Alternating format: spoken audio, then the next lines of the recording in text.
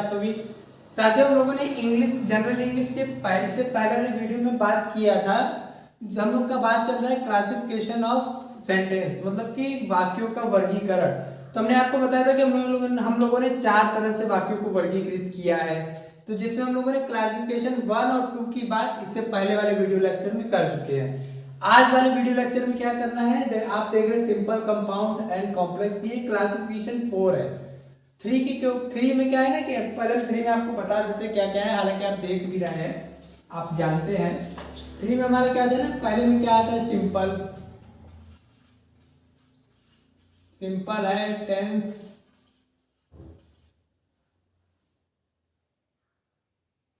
Imperative,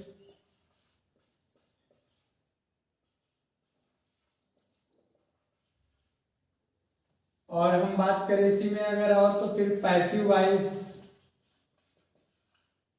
और direct and indirect, direct and indirect. देखिए अब क्या है ना कि ये सब क्या है, सिंपल को क्या है, मतलब कि ऐसा वाक्य जिसमें सब्जेक्ट के द्वारा कोई कार्य ना किया जा रहा, कोई एक्शन ना हो, उसे हम सिंपल सेंटेंस कहते हैं। ये हम जब सिंपल सेंटेंस का आपको स्पेशल लेक्चर देंगे, ये काफी लंबा है, इसको मैं एक्सप्लेन एकदम डिटेल में करूंगा आपको। कई पार्ट आएंगे इसके, पास्ट फ्यूचर सब के बाद। टेंस में क्या होता है कि किसी कार्य को वर्तमान में, भविष्य में या भूतकाल में हो रहा हो चुका है या होगा, कर्ता द्वारा मतलब सब्जेक्ट द्वारा कुछ किया जा रहा हो। फॉर एग्जाम्पल राम घर जा रहा होगा, राम घर जा रहा है या राम घर जा रहा था। इसमें जा रहा है ये एक्शन है, इसमें एक कार्य है, जाने का एक काम हो रहा है। तो इसे क्या है कि सब्जेक्ट जो है कार्य कर रहा है, कर्ता द्वारा कार्य हो रही है। और यदि हम बात करें जैसे तो इंपरेटिव, ये सब ऐसे हम लोग बात करेंगे, काफी लंबा पड़ेगा। डिटेल में अगर हम इसको समझाने की कोशिश करेंगे तो लंबा हो जाएगा। आपको मैं ये बहुत एक्सप्लेन में बताऊंगा। इसके कई पार्ट, मतलब कि इसके पार्ट्स में, छोटे छोटे पार्ट्स में डिवाइड कर देंगे ताकि आपको समझने में आसानी है। आज हम लोग क्लासिफिकेशन 4 की बात कर रहे हैं, जिसमें क्या है, simple sentence, compound sentence, complex sentence. देखिए अब हम आपको एक चीज बता दें, पहले आप जान लीजिए कि अगर इन तीनों को समझना है तो आपको 2 चीजें बहुत इंपॉर्टेंट है जिसके बाद जानना है कि क्या होता है। हम बात करें कि क्लाउज, CLAUS, क्लाउज किसे कहें। अगर आप इसे जान गए ना तो ये सब बहुत आसान है। और ये क्लास 12 वालों के लिए भी इंपॉर्टेंट है। क्लाउज में भी पूछा जाता है क्लाउजेस क्या होते हैं। और अगला है कि क्लाउजेस क्या है, और फिर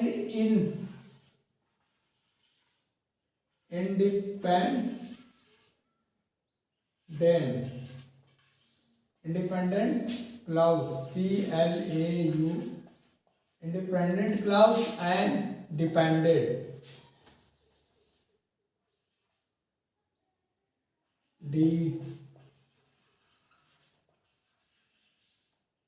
क्लाउज, यहाँ पे लिखा है, आप समझ लीजिएगा।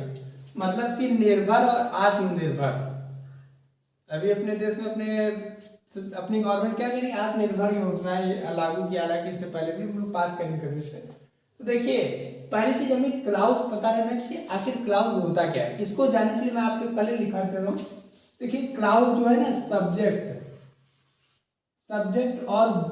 सब्जेक्ट और प्रेडिकेट से मिलके बनता है।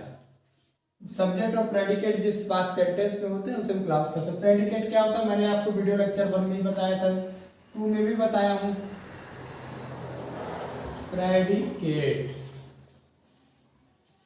प्रेडिकेट में क्या है, वर्ब और ऑब्जेक्ट। यदि आपको इन ये सब है, अब इन्हीं सबसे मतलब कि प्रेडिकेट में वर्ब और ऑब्जेक्ट होता है। और जब सब्जेक्ट और प्रेडिकेट, अब अगर हम एग्जांपल लिख के आपको समझा रहे, बता रहे, आप सारे इसको समझिए।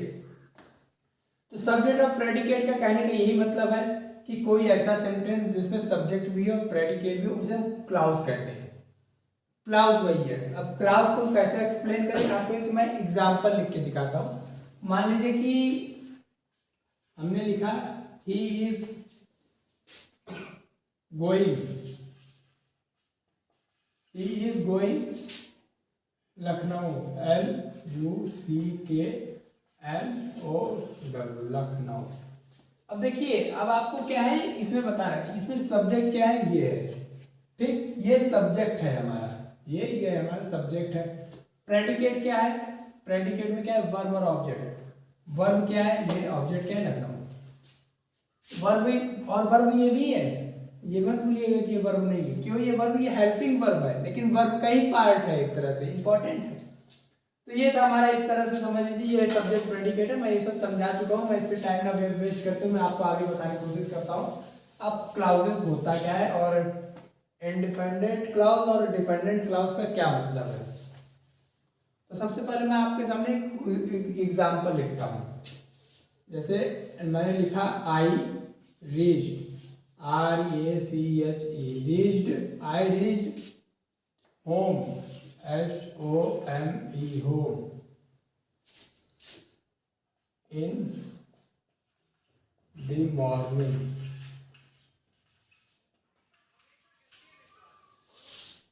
इन द मॉर्निंग, ठीक। अब क्या है, नहीं, in the morning yesterday, YESTERDAY, yesterday. अब देखिए, in the I reached home in the morning yesterday, इसमें क्या है, सब्जेक्ट ये है। अब आप कहोगे कि भाई ये तो हमारा सेंटेंस हो गया, जहाँ पे सब्जेक्ट और वर्ब और ऑब्जेक्ट मिल गए, सही बात है सेंटेंस, लेकिन क्या हर सेंटेंस क्लाउज होता है, क्या हर क्लाउज सेंटेंस होता है, हम लोगों को यही जानना है। सेंटेंस, क्या हर सेंटेंस, हर सेंटेंस अभी हम और भी लिखेंगे, उसके बाद इस पर बात कर रहे हैं। I reach home in the morning study. मैं एक और एग्जांपल आपके लिए लिखता हूं। मैंने मान लीजिए लिखा he is playing with me। अब मैं आपको बताता हूं, देखिए पहले वाले में क्या है, ये I reached home in the morning study. Independent clause किसे कहते हैं, इंडिपेंडेंट क्लाउज वह क्लाउज जिसमें एक सब्जेक्ट हो, एक प्रेडिकेट हो, वह हमारा इंडिपेंडेंट क्लाउज कहलाता है। मतलब कि वो, अब जैसे अगर हम एग्जांपल में बात करें, जैसे मैं आपको बता रहा हूँ, आई reached home in the morning study, मैं जो है मैं घर पहुंचा सुबह में कल, मैं सुबह में कल घर पहुंचा। ये क्या है, मेरा कंप्लीट सेंटेंस, मेरे द्वारा बात बता दी आपको कि अच्छा। अब मान लीजिए यही अगर मैं कहता, अब ये इंडिपेंडेंट, यही चीज समझने लायक है, अगर आप समझ गए बहुत अच्छी बात है, बहुत इजी वे से मैं समझा। मान लीजिए मैं इसके आगे लगा दूं when I reached home in the morning study. अब यहाँ डॉट डॉट डॉट, अब ये पूरा नहीं हुआ, क्यों नहीं हुआ, जब मैं कल घर पहुंचा, तो आगे क्या,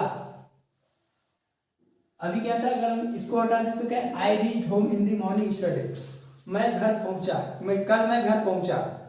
अच्छा, अब हमारी किसी से बात हो रही, हमने कहा कल मैं घर पहुंचा, अच्छा।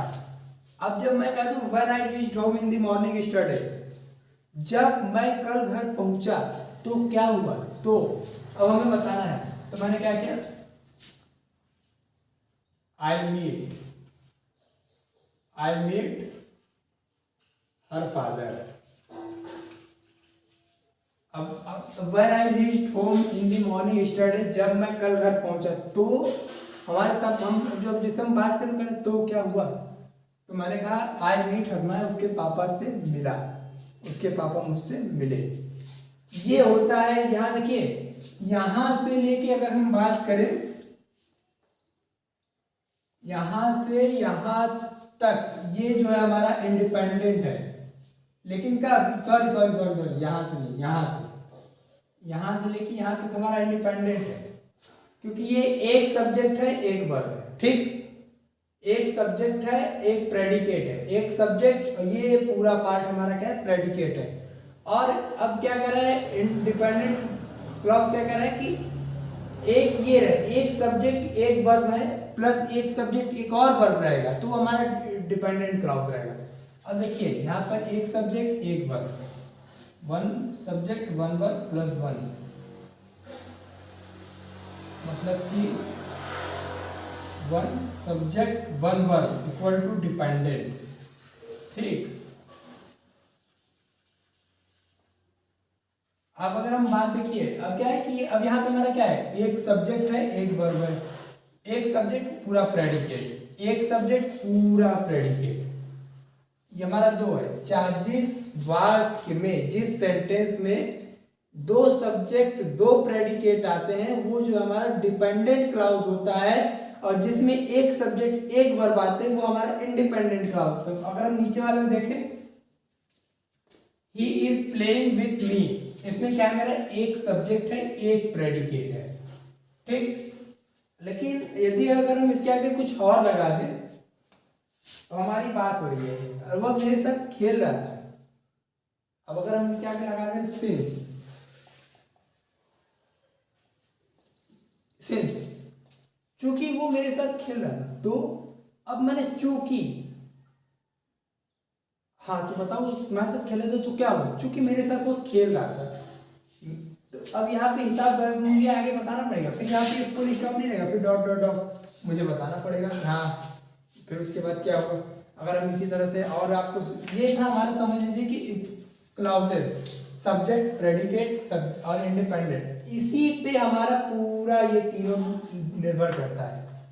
आप एक बार और आप लिख लीजिए इसको कि ऐसा सेंटेंस जिसमें एक डिपेंडेंट क्लाउज हो, अगर एक डिपेंडेंट क्लाउज है तो सॉरी गलत हो गया, ऐसा सब्जेक्ट जिसमें, ऐसा वाक्य जिसमें एक सब्जेक्ट एक प्रेडिकेट है तो वो हमारा डिपेंडेंट क्लाउज होता है।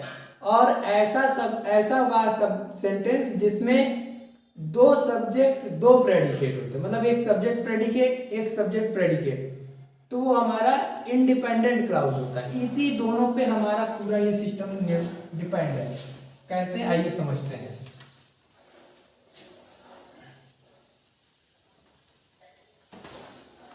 और यही चीज अगर हम बात करें, हम लोग 12th को भी लेके चल रहे हैं, 12th में क्या होता है, सेंटेंसेस में क्या है, क्लाउजेस आते हैं। क्लाउजेस में क्या आते हैं, सब्जेक्ट और एग्रीमेंट, मतलब कि सब्जेक्ट और वर्ब का ही एग्रीमेंट होता है। मैं आप प्रेडिकेट कर रहा हूँ, प्रेडिकेट का मतलब कि सब्जेक्ट वर्ब और ऑब्जेक्ट सब आ जाते हैं इस तरह से। अब अगर हम सबसे पहले बात करने जा रहे हैं सिंपल सेंटेंस की, तो आप इसके लिए पहले आप नोट कर लीजिए, हम यहाँ लिख दे रहे हैं ऊपर।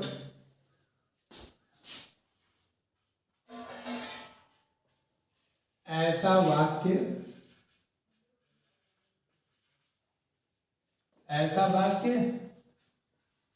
जिसमें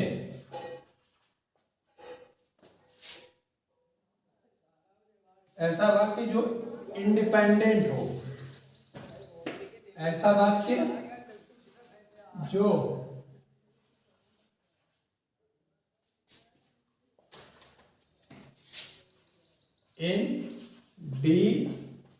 इंडिपेंडेंट हो, वह simple sentence classic verb simple sentence कहलाएगा। ठीक, डॉट डॉट डॉट ऐसा आप समझ लीजिएगा, सिंपल सेंटेंस होता है। अगर हम एग्जाम्पल की बात करें आपको समझाने की, तो मान लीजिए मैं एक आपको एग्जाम्पल लेके समझाता हूँ, पहले आप इसको नोट कर लीजिए, ये इंपॉर्टेंट है साथ में।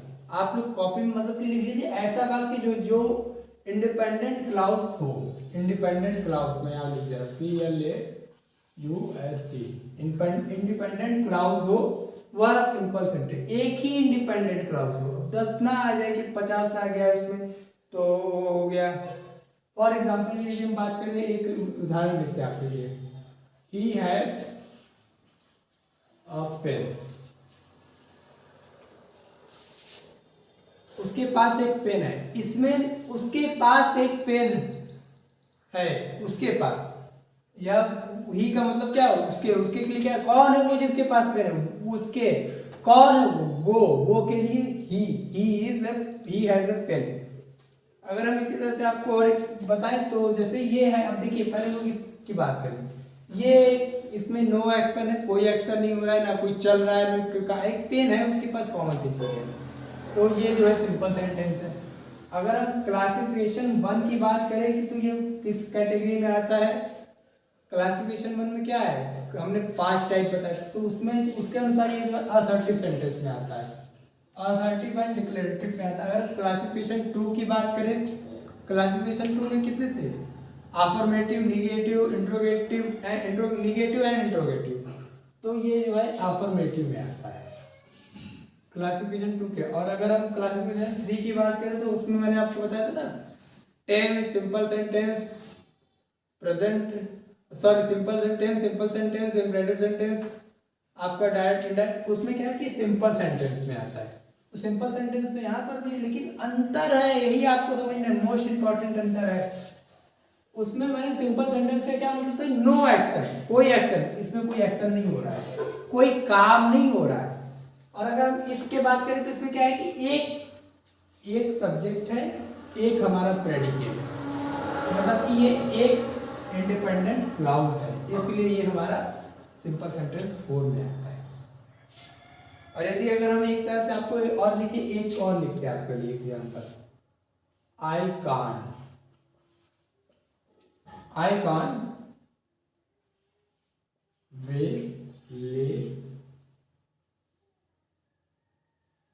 I can't believe this।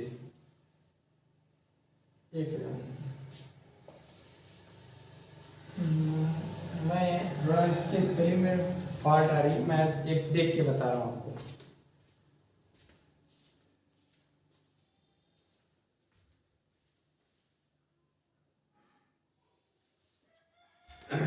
I can't, BELIVE, believe,